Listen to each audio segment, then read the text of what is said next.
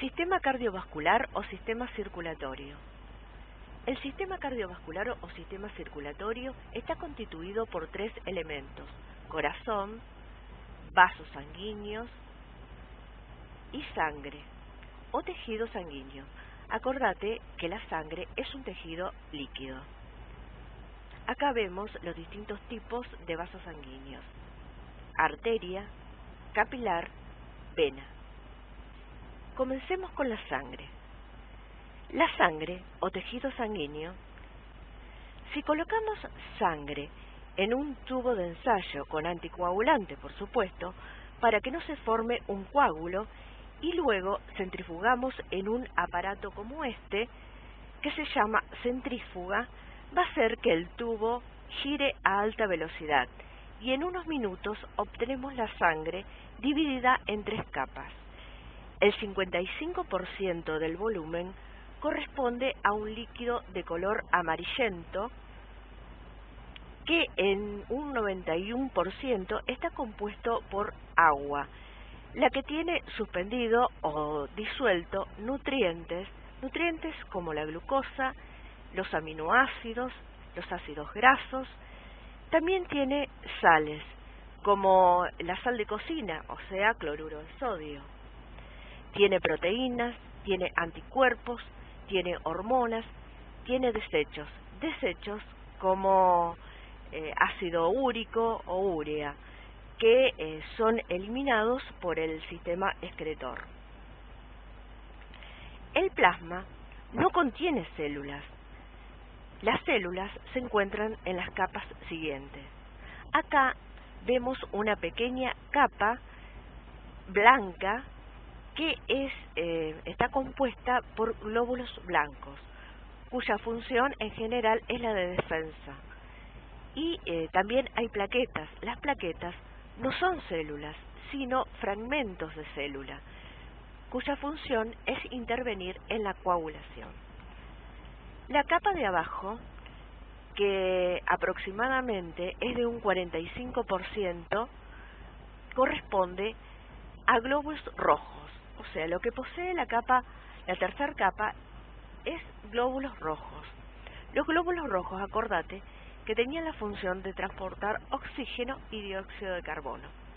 Tienen la forma de disco bicóncavo. Acá vemos una concavidad y acá vemos otra.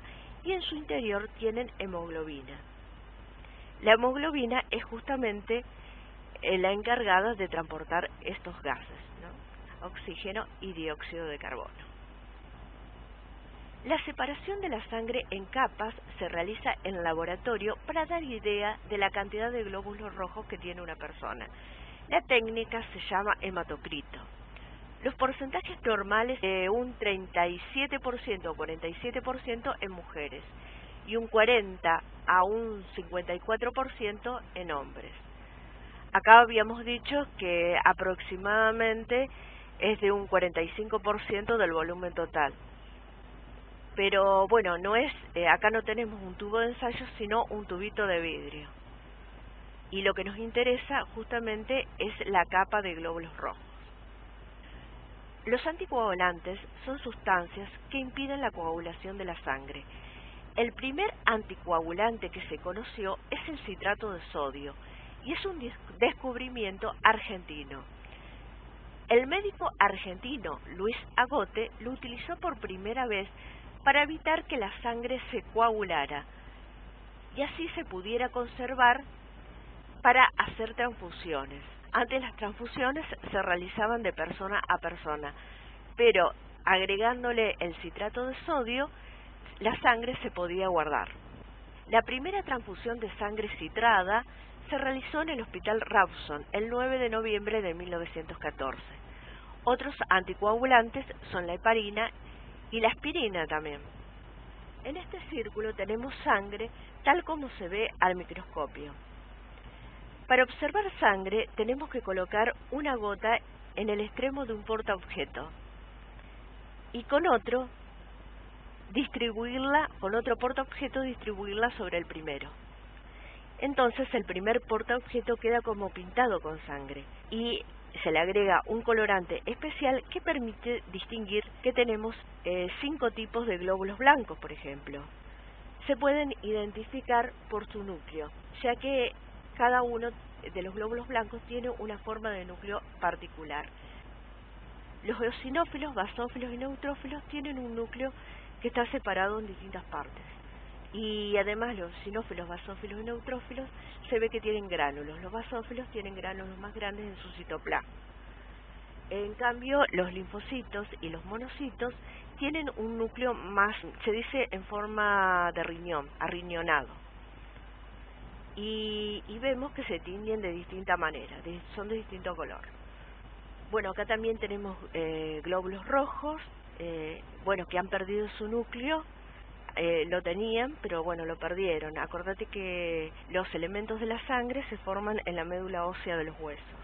Y también tenemos plaquetas. Las plaquetas no son células, sino fragmentos celulares de una célula que se encontraba en médula ósea, que se fragmentó y formó las plaquetas. Los componentes celulares de la sangre se los resumo en el siguiente cuadro, que no es para que lo aprendan de memoria. Bueno, acá tenemos los valores normales de cada uno de los componentes de la sangre. Digo componentes porque las plaquetas no son células, sino que son fragmentos celulares.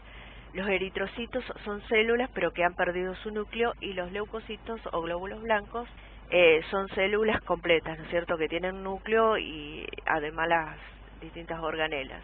Los tipos son neutrófilos, eosinófilos, basófilos, linfocitos y monocitos. Después tenemos la función particular que cumple cada uno de ellos.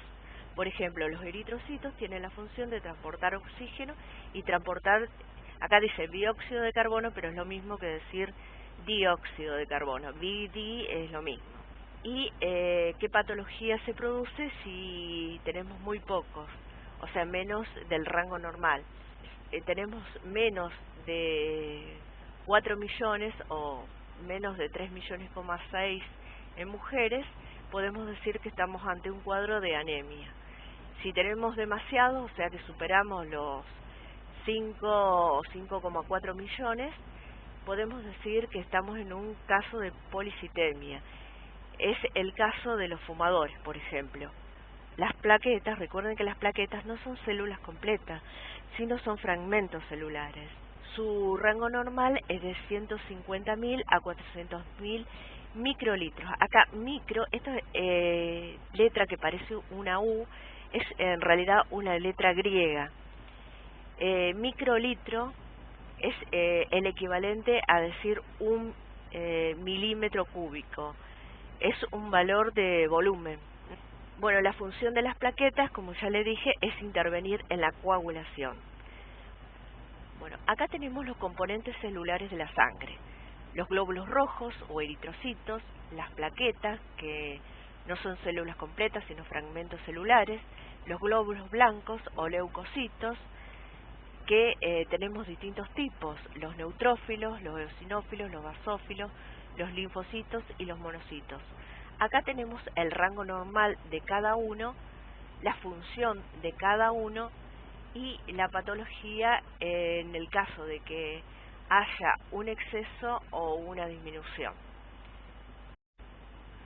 Cuando el número de eritrocitos es menor al rango normal, o sea, menor a 4 o a 3 millones, decimos que estamos ante una situación de anemia. Cuando hay demasiados, decimos que es una situación de policitemia. Es el caso de los fumadores, por ejemplo. Cuando tenemos pocas plaquetas o bien plaquetas que no cumplen bien su función, podemos tener sangrados, o sea, no hay coagulación, o también se presenta como moretones, se producen moretones con facilidad. Y la proliferación, o sea, el tener exceso de plaquetas no es conveniente, porque puede formar trombos, que es peligroso porque puede tapar las arterias. El número normal de leucocitos ronda entre 5.000 y 10.000 por microlitro. Después tenemos también rangos normales para cada uno de los glóbulos blancos que hay. Por ejemplo, se habla en porcentajes. De 100 glóbulos blancos, 60 corresponden a neutrófilos, de 100 debe haber 1 o 3 eosinófilos, un basófilo, 25 a 35 linfocitos y 6 monocitos.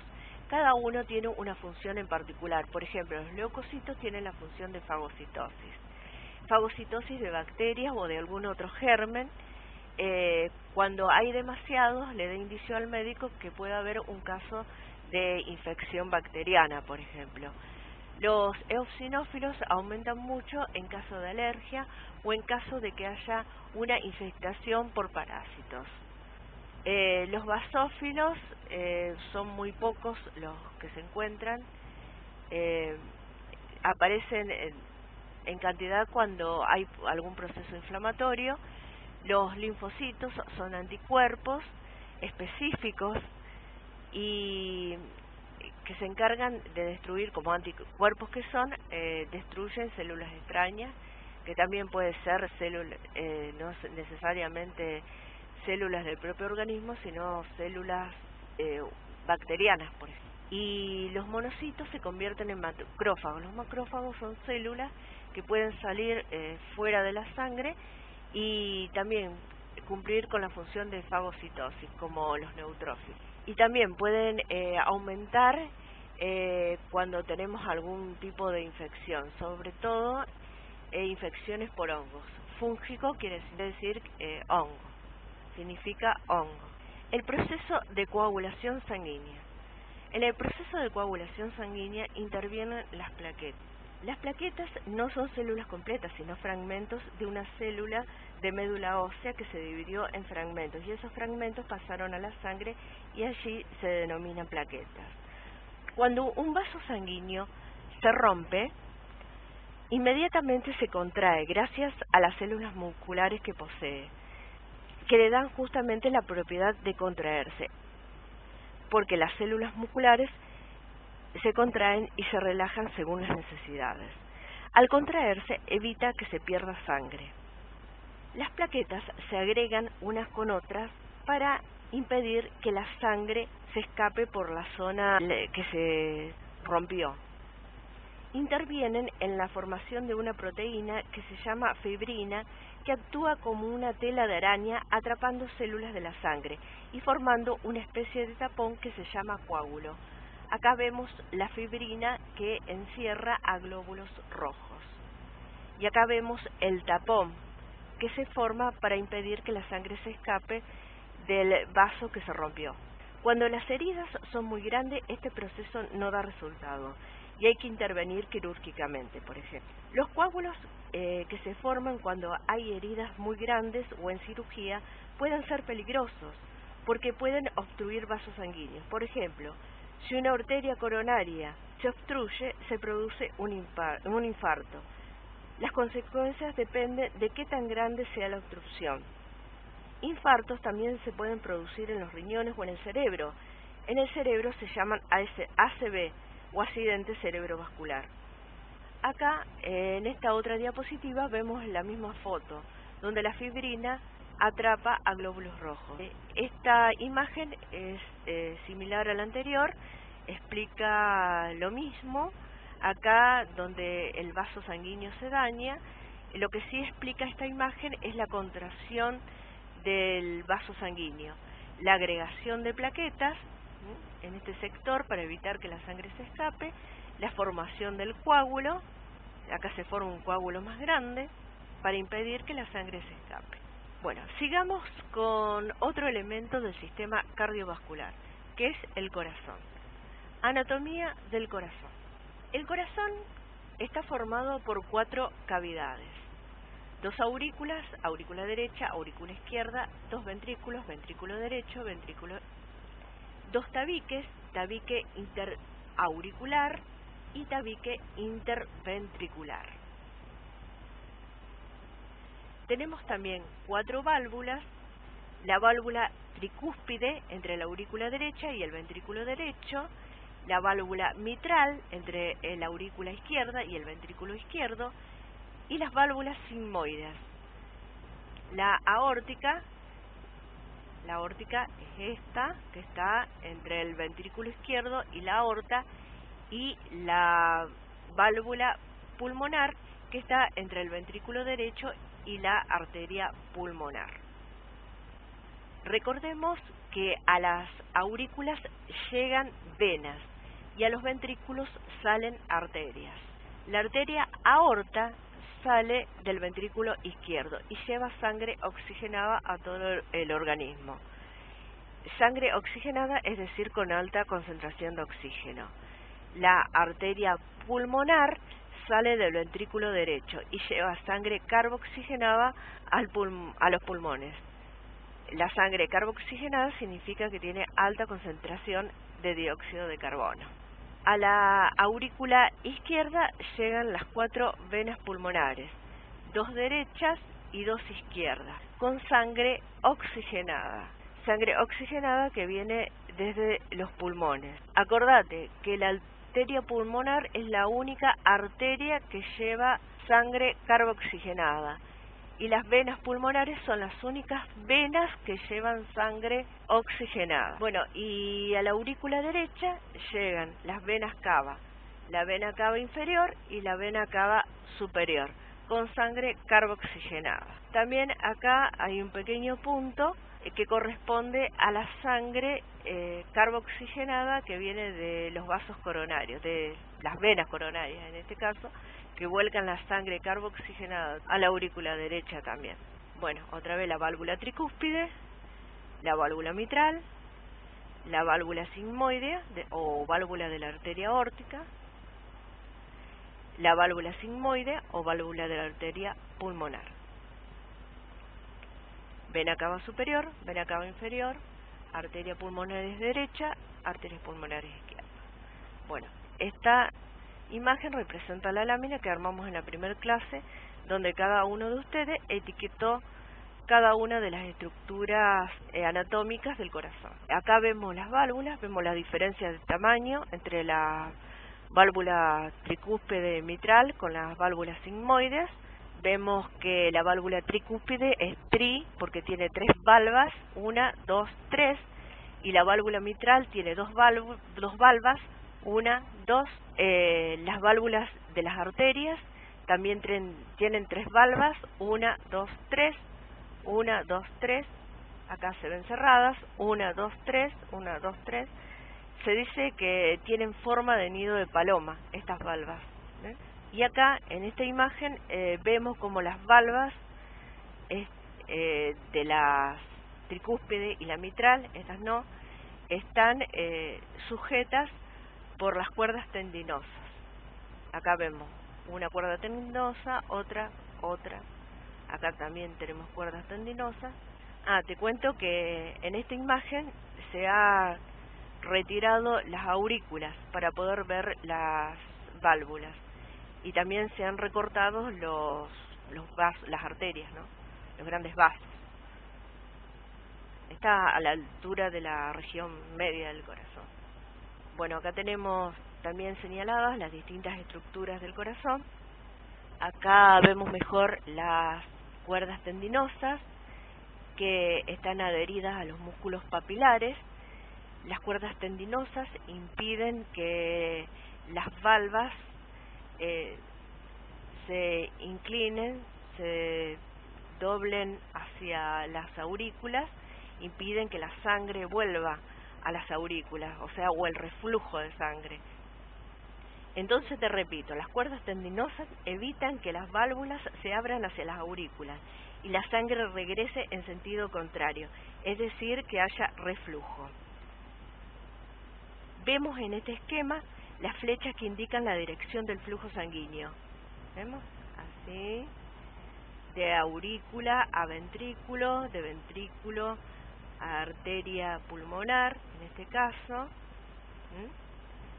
En la zona izquierda, de aurícula, pasa al ventrículo izquierdo, del ventrículo izquierdo pasa a la aorta. Acá la aorta está por detrás de la arteria pulmonar, pasa por detrás y lleva la sangre oxigenada a todo el cuerpo. Acá la sangre ingresa a la aurícula derecha a través de la vena cava inferior. Ahí vemos el orificio. Acá vemos el otro orificio de la vena cava superior. Hacemos este recorrido a los pulmones. De acá, de los pulmones a la aorta. La pared del corazón está constituida por 3 capas de tejido. Desde afuera hacia adentro son el pericardio, que es una capa dura, luego una capa gruesa, el miocardio, que es de músculo cardíaco. En el único lugar del cuerpo donde se encuentra este tipo de músculo es en el corazón. Y una capa interna que tapiza las cavidades del corazón, que se llama endocardio. El endocardio es una capa muy fina de células planas. Todos los músculos se contraen y se relajan, pero el músculo cardíaco tiene la propiedad de contraerse y relajarse rítmicamente. En el miocardio hay células musculares especializadas que se distribuyen como lo indica esta figura, en la zona que está pintado de negro. Este sistema de conducción especializado asegura que el corazón lata a un ritmo regular y efectivo. Cada latido es iniciado en una masa de fibras o célula de músculo especializada, llamada nodo sinusal o marcapaso. Se encuentra en la pared de la aurícula derecha, cerca de la desembocadura de la vena cava superior. De allí circulan corrientes eléctricas que difunden a través del músculo cardíaco hacia la aurícula izquierda y hacia los ventrículos. Desde el nodo sinusal o marcapaso, las corrientes eléctricas difunden hacia el nodo aurículo-ventricular, que se encuentra entre la aurícula derecha y el ventrículo derecho. Este nodo hace que las aurículas se contraigan. Luego, estas corrientes difunden hacia lo que se llama el haz de His, desde donde se envían ramas de fibra hacia cada ventrículo, finalizando en las fibras de Purkinje. Repito, las fibras son células musculares especializadas en transmitir corriente eléctrica a todo el músculo cardíaco para que éste trabaje rítmicamente, esto es, para que se contraiga y se relaje, y el corazón lata. Acá tenemos una pantalla de electroencefalograma, o bien lo que se ve cuando se conecta un holter, que le sirve al médico para apreciar el funcionamiento del corazón. En un electrocardiograma, un médico coloca electrodos sobre la piel que captan y amplifican la actividad eléctrica del corazón. En una pantalla se ven figuras como esta. Cada figura de esta corresponde a un latido o a un ciclo cardíaco. Cada minuto el corazón late aproximadamente 70 veces, es decir, hay 70 latidos por minuto. Se denomina entonces frecuencia cardíaca al número de latidos que se cuentan en un minuto, o sea, número de latido por minuto. En cada latido se escuchan 2 sonidos. El primero corresponde al cerrado de las válvulas tricúspide y mitral, y el segundo ruido corresponde al cerrado de las válvulas de las arterias pulmonares y aorta. Cada latido corresponde a un ciclo cardíaco. Acá vemos cómo late el corazón.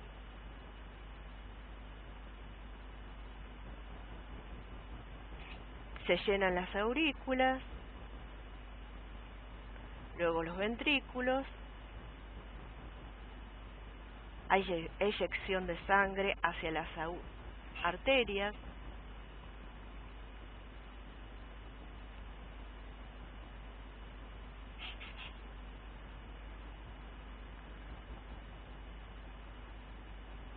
Un latido corresponde a un ciclo. Acá vemos un ciclo, otro ciclo. Ciclo y latido sería lo mismo. Llenado de aurículas, luego ventrículos,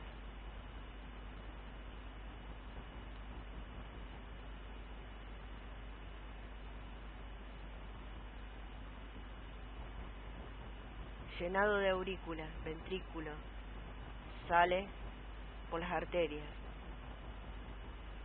llenado de aurículas, ventrículos, sale la sangre por las arterias, llenado de aurículas, ventrículos, la sangre sale por las arterias. Bueno, repasemos lo que es el ciclo cardíaco. El corazón está relajado. Cuando está relajado significa que está en diástole. El estar relajado sirve a que se llenen las aurículas. Las aurículas entonces se llenan cuando el corazón está relajado, si te gusta decirlo de esta manera. Cuando las aurículas terminan de llenarse, vamos leyendo acá, cuando las aurículas terminan de llenarse, entonces se contraen y se abren las válvulas tricúspide y mitral. Acá. Ahí se abrieron las válvulas, ¿viste? Ahí. Para que entonces la sangre que estaba en las aurículas pase a los ventrículos. Acá pasó los ventrículos, ¿ves? Cuando los ventrículos están totalmente llenos, se cierran las válvulas tricúspide y mitral. Ahí se cerraron, ¿ves? Cuando se cierran las válvulas tricúspides y mitral, se produce el primer ruido cardíaco.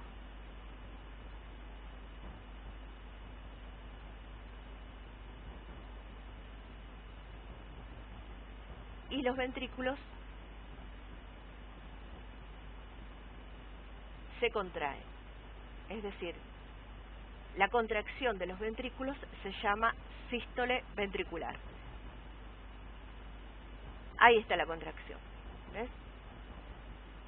Contracción, ahí. Cuando se contraen los ventrículos, obliga a que se abran las válvulas sigmoideas.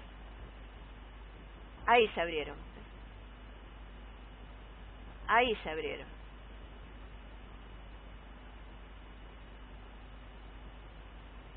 Y cuando toda la sangre que estaba en los ventrículos pasa a las arterias, es decir, la arteria pulmonar es esta, ahí pasó, y la arteria aorta es esta, pasó, y se cierran las válvulas sigmoideas. Cuando se cierran las válvulas sigmoideas, se produce el segundo ruido cardíaco. Ahí está cerrada. Ahí se cerraron, ¿ves? Y bueno, se cerraron las válvulas sigmoides y inmediatamente el corazón se relaja. Se dice que está en diástole. Acordate, diástole, día de relajación, diástole. Entonces, ahí empieza un ciclo, termina el ciclo. Empieza un ciclo, termina el ciclo. Bueno, vamos a hablar un poco de lo que hicimos en el trabajo práctico. Como te dije antes, la frecuencia cardíaca es igual al número de pulsos. Número de pulsos, bueno, si lo tomás a través de los dedos, con los dedos, como lo hicimos en el trabajo práctico. O latidos, si lo medís con un estetoscopio, por minuto. Se supone que la misma cantidad de latidos es la misma cantidad de latidos, es la misma cantidad de pulsos. Vamos a leer lo que dice acá. La medición del pulso tiene también otros usos. Durante el ejercicio o inmediatamente después, la frecuencia del pulso brinda información sobre el estado atlético y de tu salud. O sea que está bueno que si haces una actividad física, después de hacerla te miras el pulso, porque es peligroso que aumente demasiado, ¿no? Entonces, de alguna manera te dice, bueno, hasta acá no puedo hacer más ejercicio, bueno, porque ya es demasiado lo que aumentó mi pulso o mis latidos, ¿no? Bueno, tenemos acá los distintos valores, los valores que se consideran normales para un estado de reposo. En tu caso está en 60 a 100 latidos por minuto, en un estado de reposo. Y si sos un atleta y estás bien entrenado, es de 40 a 60 latidos por minuto. ¿Qué significan los resultados anormales? Bueno, la frecuencia cardíaca en reposo, que está continuamente alta, significa que tenés un estado de taquicardia, pero bueno, es un estado molesto, y esto puede que indique un problema. Es conveniente que le comuniques a tu médico sobre esto. Y cuando tu pulso está demasiado bajo, o sea, menos de 60 latidos por minuto, estamos en un caso de bradicardia. Y es bueno que también se lo comentes a tu médico. En este gráfico tenemos una pequeña explicación de cómo fluye la sangre a través de una arteria. Bueno, por eso está pintada de rojo. La sangre, cuando sale por la aorta, sale con una gran presión. Esa presión se transmite a través de todas las arterias, ya que la aorta se va ramificando en distintas arterias, y esos oleajes de sangre produce, bueno, una contracción y relajación del músculo liso que se encuentra en las arterias. O sea que la salida de sangre en forma discontinua por la sístole y diástole que se produce en el corazón produce una oleada o un oleaje, como más quieras, que se propaga desde la aorta a las arterias, ¿no? Y las paredes de las arterias se distienden al recibir esa ola de sangre. Bueno, acá te quiero hacer una diferencia para que no te confundas. Nosotros anteriormente hablamos de frecuencia cardíaca. En estos aparatitos que se denominan tensiómetros, que son bastante económicos y que es bueno tenerlo en el hogar para medirte la presión. Bueno, y también indican presión alta y presión baja, y también te indican la frecuencia cardíaca, o sea, los pulsos. ¿Qué es la presión? No te confundas con frecuencia, por favor. La tensión o presión arterial es la presión que la sangre ejerce sobre las paredes de las arterias y se mide en milímetros de mercurio. Milímetros de mercurio es una medida de presión que es alta cuando se produce la sístole y es baja cuando se produce la diástole. Una persona que tiene valores altos de presión sanguínea entre 130, por ejemplo 130 y 140, y una presión diastólica, una presión baja de entre 85 y 90, se considera que es hipertensa y se aconseja modificar los estilos de vida. Por ejemplo, disminuir la cantidad de sal en las comidas, acordate que la sal es cloruro de sodio, disminuir el consumo de alcohol, no fumar, consumir dietas bajas en grasas y bajas en colesterol, o evitar el colesterol, en todo caso. Bueno, y acá tenemos los valores normales. De presión diastólica, o sea, la baja, de 85 milímetros de mercurio, y la normal sistólica de 130, o sea, tiene que ser menor o igual a 130, y la diastólica menor o igual a 85. Estos son los valores normales de presión. Generalmente los médicos dicen tenés 13,8. Pero te vuelvo a repetir, no confundas presión que se mide en milímetros de mercurio con frecuencia cardíaca. La frecuencia cardíaca, acordate que es lo que hicimos en el práctico. Circulación sistémica y circulación pulmonar, o circuito mayor y circuito menor. Acá tenemos 3 diagramas que representan lo mismo. Este es uno similar al que copiaste en tu carpeta, este es similar al que tenés en tu libro y este también es tenés una reproducción en tu carpeta. Los 3 representan lo mismo. Indican cuáles son los circuitos o cómo circula la sangre a través de nuestro organismo. Eso es lo que te quieren explicar estos 3 diagramas. Por supuesto que el rojo o el rosado representa la sangre con alto contenido de oxígeno, o sea, la sangre oxigenada. Y en azul o celeste se representa la sangre carboxigenada. También vemos con flechas cómo es el recorrido de la sangre.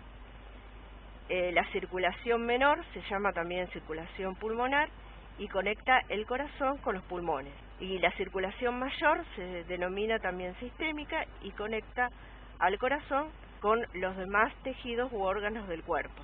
O sea, excluimos acá lo que es pulmón. Cuando hablo de cuerpo me refiero, por ejemplo, a las extremidades, el cerebro, los riñones, los intestinos, etcétera, menos los pulmones, como ya te dije. En el segundo esquema vemos, por ejemplo, cómo la sangre llega a través de arterias a los distintos órganos o tejidos y se capilariza para después formar venas. Esos capilares convergen y forman venas, que en definitiva la sangre de las venas termina en las venas cava superior y venas cava inferior. Este primer esquema es el más sencillo, la sangre oxigenada. La sangre oxigenada es llevada a todo el organismo a través de la arteria aorta. La arteria aorta va hacia todo el cuerpo. Recordemos que esta arteria se va ramificando en arterias de menor calibre, sale con mucha presión y velocidad desde el corazón,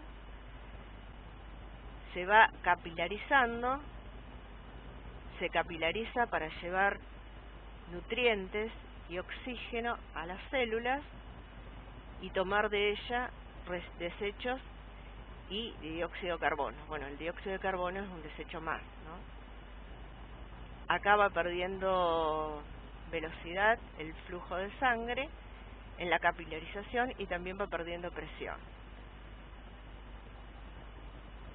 Todas las venas luego convergen en las venas cavas para llevar la sangre a la aurícula derecha.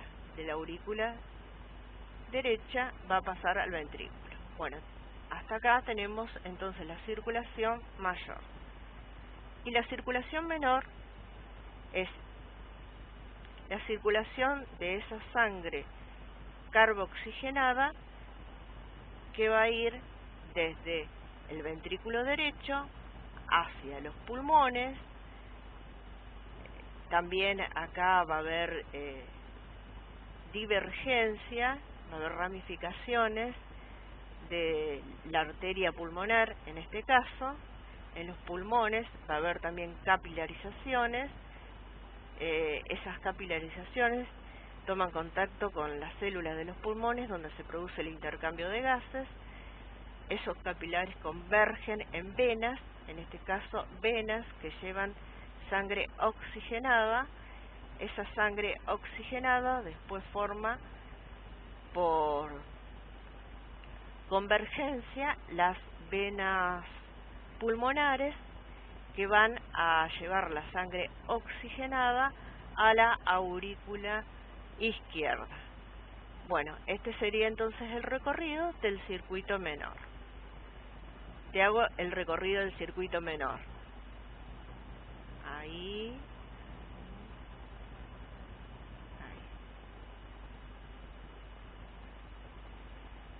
Y el circuito mayor O sea, desde el corazón, podés decir, desde la aurícula izquierda o desde el ventrículo izquierdo lo mismo, o desde el lado izquierdo del corazón, vamos a decir, para generalizar. Vamos hacia todo el cuerpo, así, y volvemos al lado derecho del corazón. Y ahí terminamos el circuito mayor o sistémico. En este otro esquema, bueno, te detalla más cómo se capilariza la sangre en los distintos lugares del cuerpo, por ejemplo en los riñones, que es similar, siempre es arteria, capilares, vena. Arteria, capilarización o capilares, vena. ¿No? Acá también, en el estómago, arteria, capilares, vena. En el cerebro y las extremidades superiores también, arteria, capilar, vena.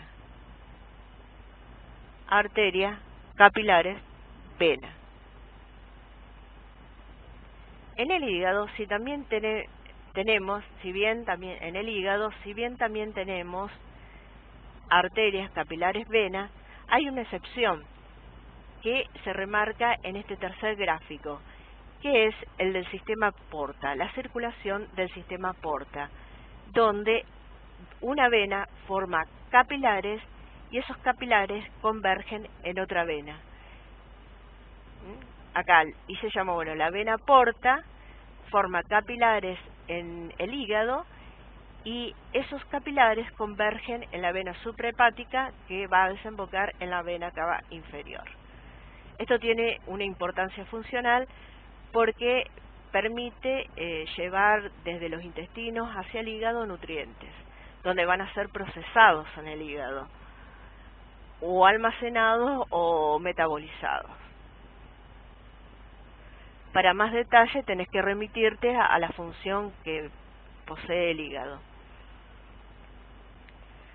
Bueno, acá tenemos nuevamente el resumen de los circuitos del corazón. A ver, empecemos de vuelta. Circuito mayor. Desde el lado izquierdo del corazón, aurícula izquierda, ventrículo izquierdo, la aorta, que lleva sangre a todo el cuerpo, excepto los pulmones. En el cuerpo, en las distintas partes de los órganos y tejidos, las arterias se capilarizan, luego convergen en venas y van formando, se van uniendo las venas y forman venas cada vez de mayor calibre hasta volcar la sangre en las venas cava superior e inferior que llevan sangre al lado derecho del corazón, aurícula derecha, ventrículo derecho. Ahí termina el circuito mayor. El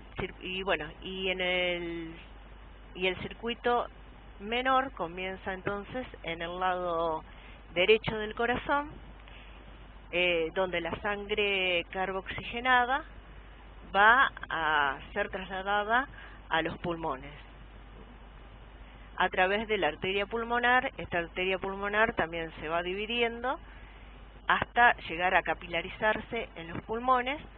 Estos capilares luego convergen para formar venas, las venas pulmonares, que hay 4, que llegan las 4 a la aurícula izquierda. Acá lo indiqué con distintos circulitos, ¿no?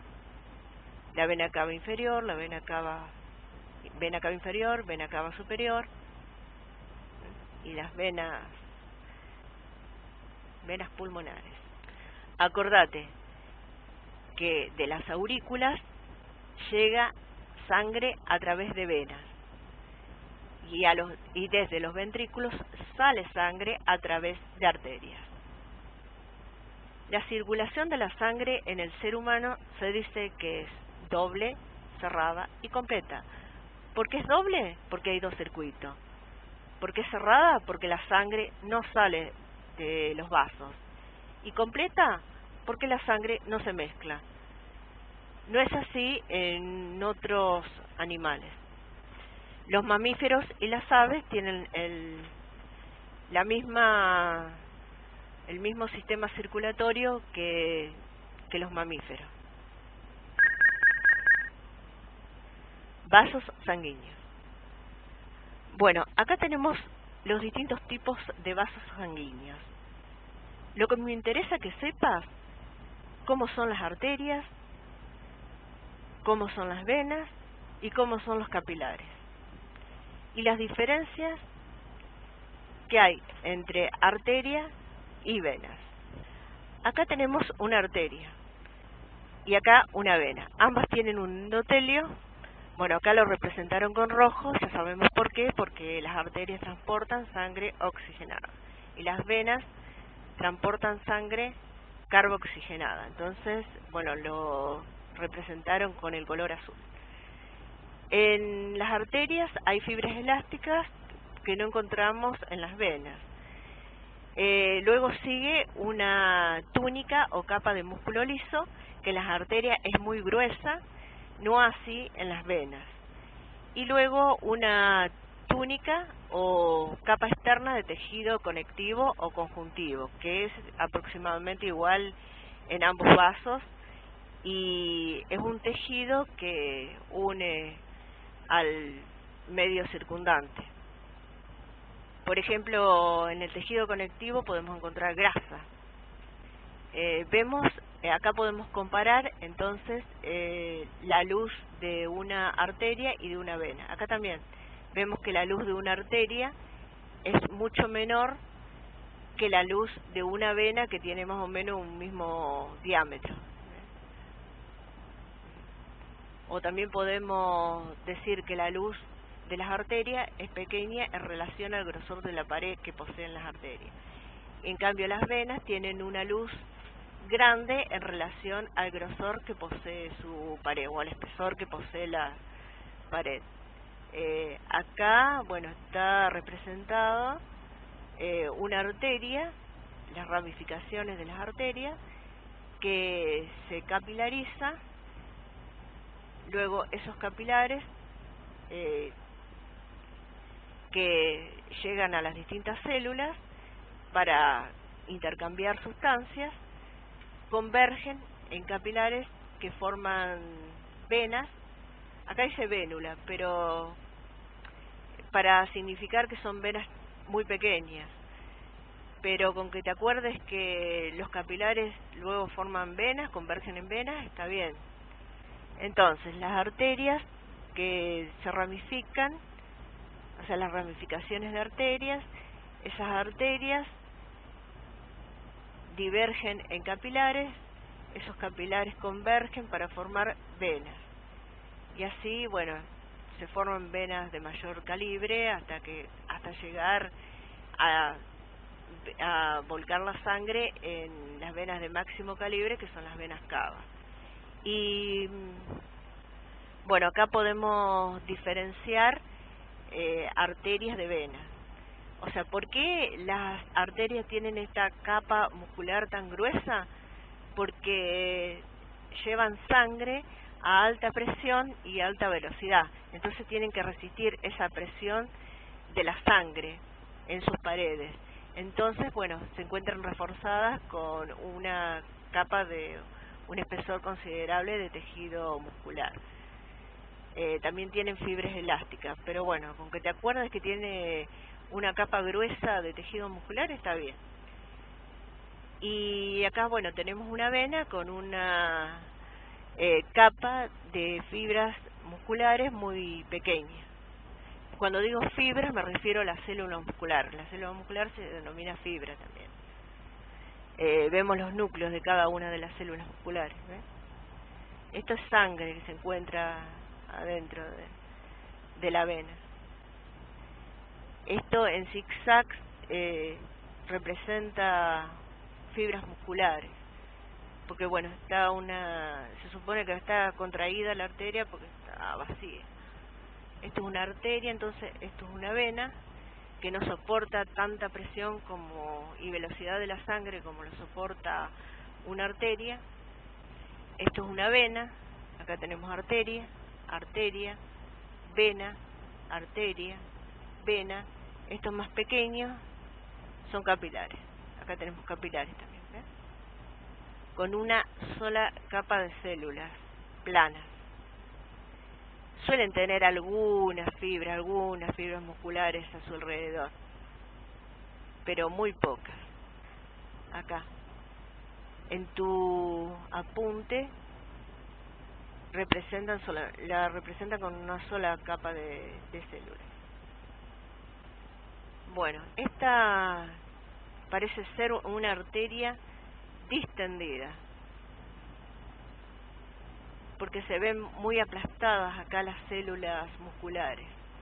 Bueno, te indica cuál es la capa muscular, el endotelio, formado por células planas, ahí se ven los núcleos de las células. Lo que está en el medio son glóbulos rojos, y lo que rodea a la capa muscular es tejido conectivo. Bueno, acá tenemos otra diferencia entre arterias y venas. Por ejemplo, las venas de las extremidades poseen válvulas que impiden el retroceso de la sangre, que hace que la sangre vaya hacia arriba. O sea, acá la sangre circula en este sentido hacia arriba.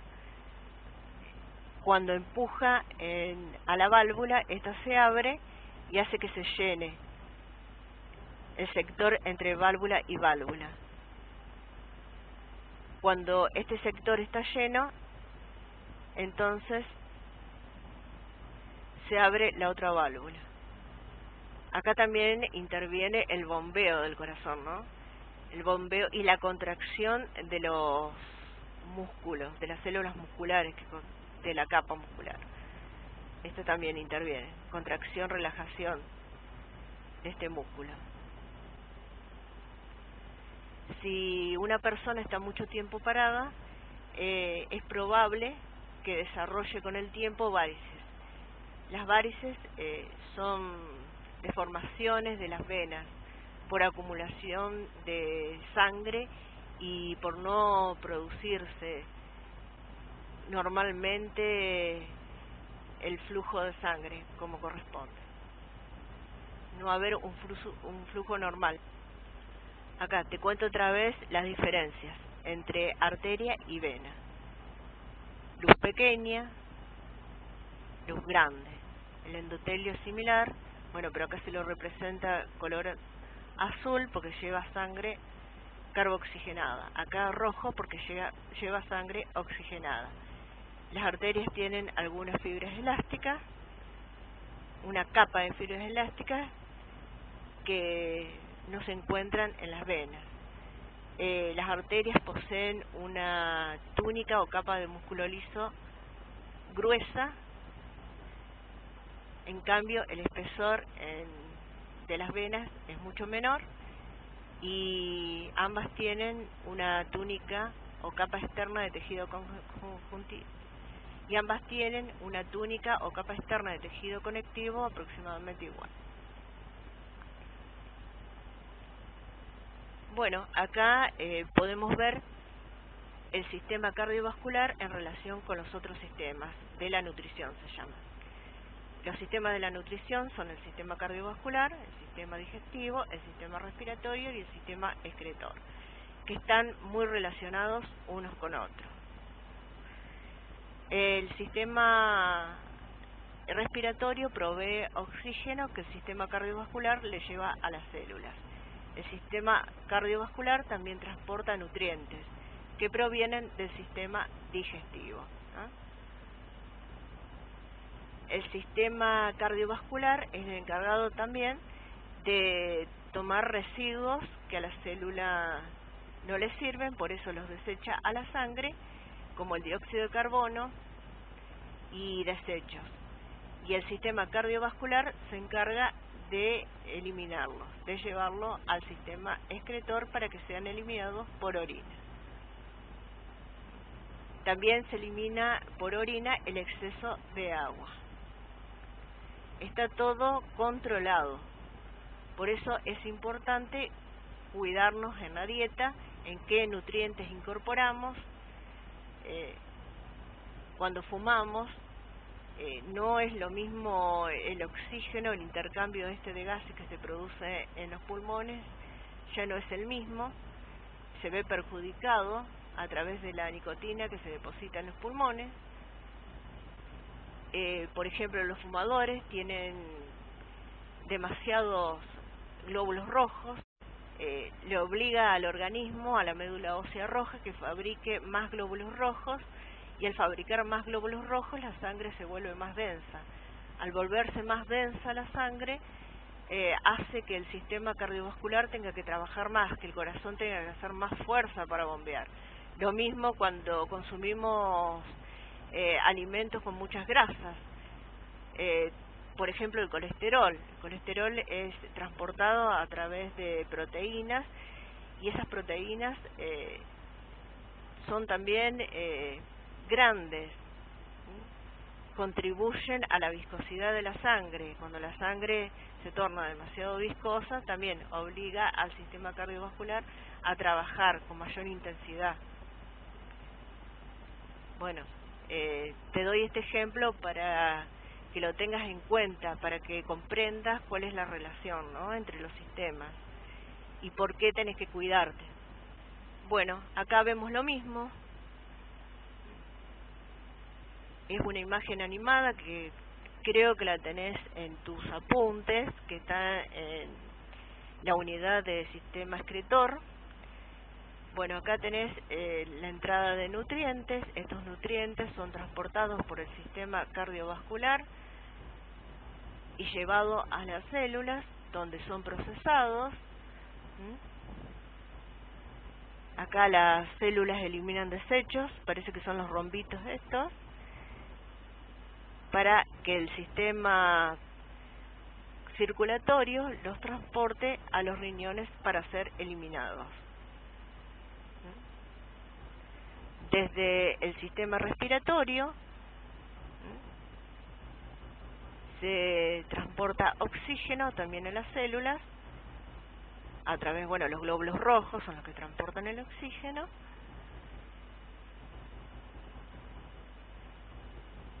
Las células lo toman, eliminan dióxido de carbono. Ese dióxido de carbono vuelve al sistema respiratorio. Y bueno, lo que está en rosado acá corresponde al sistema circulatorio, con su función principal de transporte. Transporte de gases, transporte de nutrientes, transporte de desechos. Te lo resumo acá. El sistema circulatorio o cardiovascular transporta todas las sustancias que deben llegar a la célula y salir de ella. Sus principales funciones son transporte de oxígeno y de dióxido de carbono, distribuir los nutrientes y las sustancias que se sintetizan en ciertos tejidos y deben llegar a otros, transportar células y proteínas que participan en los mecanismos de defensa del organismo, y retirar los desechos de células de las células y distribuir calor en el cuerpo, ayudando a mantener constante su temperatura. Esto significa que cuando se producen en la célula las reacciones químicas producen calor, y la circulación de la sangre ayuda a disipar ese calor, y a la vez ese calor ayuda a mantener nuestra temperatura. Bueno, este tema no entra en la evaluación, pero es el que vamos a ver luego. Es grupos sanguíneos y factor RH. Te lo explico, para que ya tengas una idea. En esta evaluación por lo menos no entra, entrará en otra. Acá tenemos los glóbulos rojos de la sangre grupo A, acá tenemos los glóbulos rojos, un glóbulo rojo de la sangre grupo B, acá una de la sangre AB y acá un glóbulo rojo de la sangre grupo 0. Este glóbulo rojo tiene antígenos en su membrana celular. Esto que ves acá son antígenos que están representados abajo, como una esfera. Se llaman antígenos A. ¿Ve? Vemos antígenos A. El glóbulo rojo de la sangre grupo B posee antígenos B. Acá están, antígenos B. El grupo AB posee antígenos A y B. ¿Ve? Las que son con una esferita y otros que son como un rombo. Esferita, rombo, antígenos A y B. Y el grupo 0 no posee ningún antígeno en su membrana celular. ¿Qué pasa con el plasma? ¿Qué hay en el plasma? En el plasma hay anticuerpos. El grupo A tiene anticuerpos anti-B. El grupo B tiene anticuerpos anti-A. Y el grupo AB no tiene ningún anticuerpo. En cambio, el grupo 0 tiene anticuerpos A y tiene anticuerpos B. ¿Qué significa esto? Anticuerpos. Los anticuerpos van a reaccionar con antígenos. Estos anticuerpos, si ves la forma que tienen arriba, de ángulo recto, bueno, este anticuerpo se va a unir a este antígeno. ¿Ves? A este antígeno. Y este anticuerpo A, anti-A, se va a unir a este, al antígeno del grupo A. Es decir, que si en la sangre del grupo B, donde tenemos eritrocitos con antígenos B, entra un glóbulo rojo con antígeno A, o sea del grupo A, entra acá, se va a formar esta reacción. Se van a unir. Este se va a unir con este. Se va a unir para destruirlo, porque va a ser extraño. Esto es lo que explica por qué hay grupos que son compatibles y grupos que no son compatibles para la donación de sangre. Entonces, si entra un glóbulo rojo del grupo B en el plasma de una sangre A, se va a formar una reacción de aglutinación, se llama, para destruir a los glóbulos rojos extraños. Entonces, una persona que tiene un grupo A no puede donarle a una persona que tiene un grupo B y viceversa, porque si no se van a producir reacciones de aglutinación para destruir a los glóbulos rojos, o bien formarse estas aglutinaciones que se pueden llegar a tapar vasos y romperlos.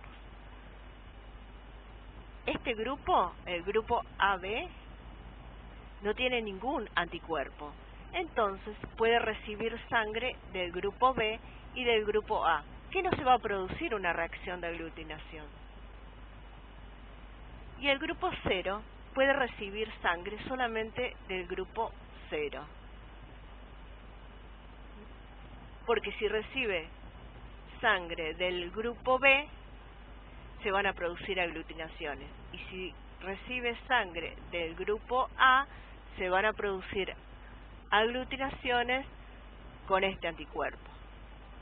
Y el grupo B con este anticuerpo.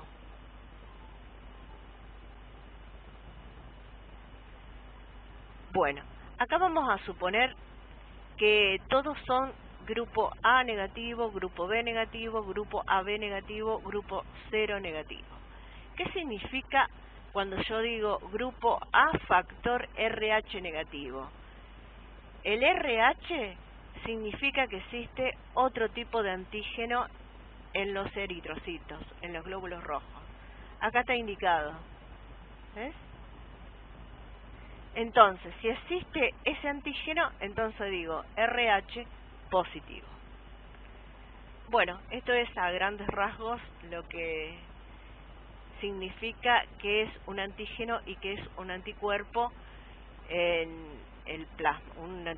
Los anticuerpos están en el plasma y los antígenos están en la membrana de los eritrocitos.